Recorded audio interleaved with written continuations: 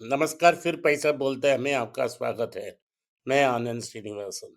आज मार्केट बहुत wavering point में है क्योंकि निफ्टी 0.4% अप है, लगभग 100 पॉइंट के ऊपर है, लेकिन सेंसेक्स सिर्फ 0.2% ऊपर है।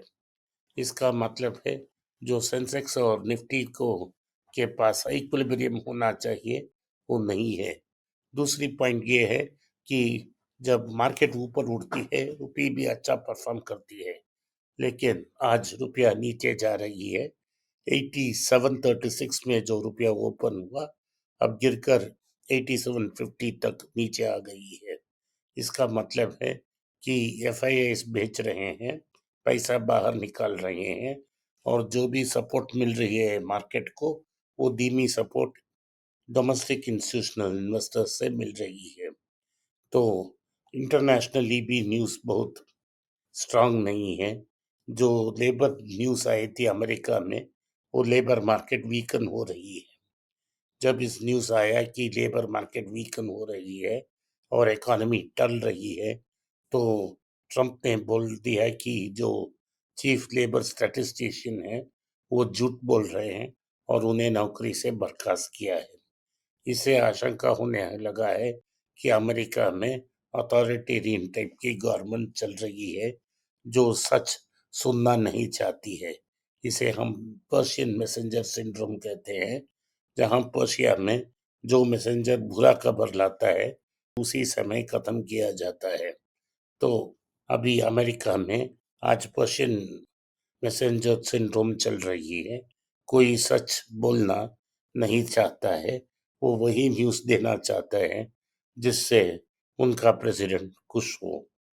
तो अगर ये ट्रेंड चलती रही और कंज्यूमर प्राइसेस ऊपर चलते रहे, जो रेट कट की चांसेस थी, गुंजाइश थी, वो कम होते देख रहे हैं, और शायद ये एक रेट कट मिल सकते हैं। अगर प्राइसेस बहुत जल्दी ऊपर चल गए तो कोई रेट कट नहीं आएगा इस साल में। इससे इकोनॉमी में प्रेशर लगेगा, क्योंकि अभी भी इंटरेस्ट रेट्स बहुत ज़्यादा हैं, 4.25 से 4.5 तक। आज का ताज़ा खबर हमें देखना है तो हमें आईटीसी के बारे में ही बात करना पड़ेगा। आईटीसी का रेवेन्यू 15% ऊपर गया, लेकिन year on year and quarter on quarter profit flat रहा। थोड़ा अपवर्ड ट्रेंड था, 4,912 करोड़ के आसपास था, लेकिन क्वार्टर ऑन क्वार्टर हम उसे कंपेयर नहीं कर पाएंगे, क्योंकि पिछले क्वार्टर में बहुत बड़ा रिजल्ट आया था, और उसका मुख्य कारण ये था कि आईटीसी होटल्स की लिस्टिंग गेन्स जो थी, वो आईटीसी को अक्रू हुई। इसके कारण जो रिजल्ट्स थे वो बहुत अच्छे रिजल्ट्स थे पिछले क्वार्टर, हम उसे कंसिडर नहीं कर सकते हैं। तो ओवरऑल उनकी 4-5 डिवीजन में सब डिविजन्स ने फायर किया है। सिगरेट्स के लिए अच्छा क्वार्टर था, प्रॉफिटेबल भी थी, और सेल्स वॉल्यूम भी थोड़ी बहुत इम्प्रूव हुई। ओवरऑल नॉन एफएमसीजी सेल्स में भी रेवेन्यू बढ़ी, लेकिन प्रॉफिट घटी। ये ओवरऑल इंडस्ट्री की ट्रेंड को मिरर करती रही। लेकिन एग्रीकल्चरल एक्सपोर्ट्स में एक बड़ा अपवर्ड मूव था और प्रॉफिटेबिलिटी थी। पेपर बोर्ड्स और पेपर में हम एक्सपेक्ट कर रहे थे कि डिफ्लेशनरी प्रेशर ऑफ इंपोर्ट्स के कारण प्राइस में मार्जिन में बढ़ोतरी होगी, लेकिन वैसा नहीं हुआ। लेकिन टर्नओवर ज़्यादा ग्रो नहीं हो पाया। तो आईटीसी का ओवरऑल पोजीशन ये है कि सारे जगह रेवेन्यू ग्रो हो रहे थे, और नॉन सिगरेट एफएमसीजी में मार्केट उनकी बढ़ रही है, मार्केट शेयर। लेकिन सिगरेट्स जो है वो हाईली प्रॉफिटेबल हैं, और ये एक मोट की तरफ इसको बचा रही है आईटीसी को। आज 1% ऊपर है आईटीसी।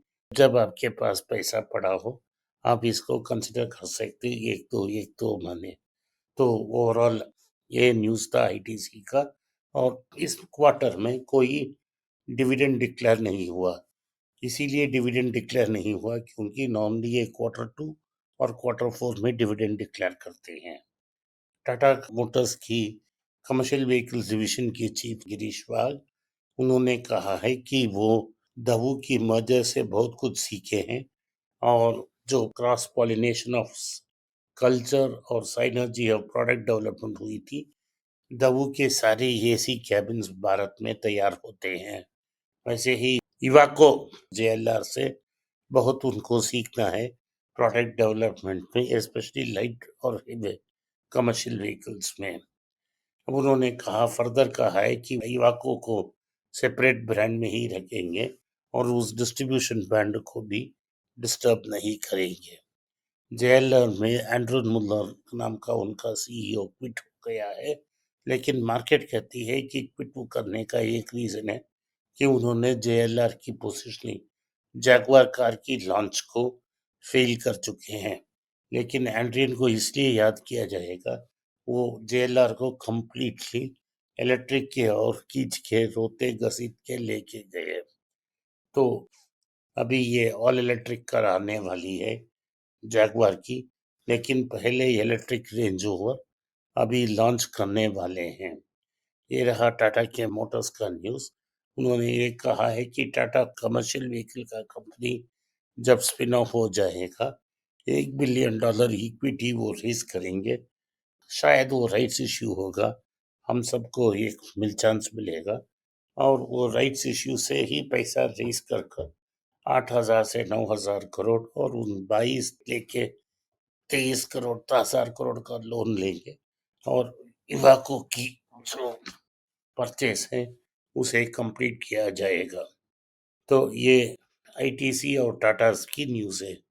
एंटी ओबेसिटी भारत में एक बड़ा अपॉर्चुनिटी होने वाली है और सारे कंपनियां जो सिप्ला जो सिर्फ लंग्स और पल्मोलॉजी के लिए जाने मानी थी और एड्स की जेनेरिक ड्रग्स मैन्युफैक्चर करती थी, वो भी ये एंटी ओबेसिटी ड्रग्स में आने वाले हैं। सल्फा doctor Reddy Natco A to Z सारे जो कंपनियां हैं वो एंटी ओबेसिटी ड्रग्स मैन्युफैक्चरिंग में इंटर होंगे जैसे पैटर्न्स खत्म होती जाती है। इन भारत के एमएसएमई ने कहा है कि James and jewelleries, marine products, textiles और केमिकल्स बहुत ज़्यादा अफेक्ट हो जाएंगे जब ये अमेरिकन टैरिफ्स लागू पे आया। अगर गवर्नमेंट बातचीत के जरिए टैरिफ को लोअर नहीं करेंगे तो भी टेक्सटाइल्स में भी बड़ा इम्पैक्ट हो सकता है। इन सारे स्टॉक्स में बड़ा गिरावट आ रही है। आखिर में मनप्पुरम ने अपने सीईओ के नाम से दीपक रेड्डी को नॉमिनेट किया है। दीपक रेड्डी को 30 साल की एक्सपीरियंस है। पिछले 17 साल उन्होंने बजाज फिनसर्व में पास किया है। इसी न्यूज़ को देखते ही 3.5% मार्केट ऊपर उठी है और इससे हमको फायदा ही फायदा है। हम इस स्टॉक को पिछले 3-4 साल से कंसिडर कर रहे हैं। अगर गोल्ड की दाम बढ़ती गई तो इनकी प्रॉफिट्स भी बढ़ती जाएगी। तो मनप्पुरम हर क्वार्टर डिविडेंड भी देती है और ये one of the most profitables companies हैं और हमारे स्टेबल्स में से एक अच्छी पिक का संकेत भी है। बैंक्स में ये न्यूज़ है कि उनकी CASA deposits, current account savings deposits कम हो रहे हैं और इसीलिए उनकी कॉस्ट ऑफ फंड्स इंक्रीज हो सकती है।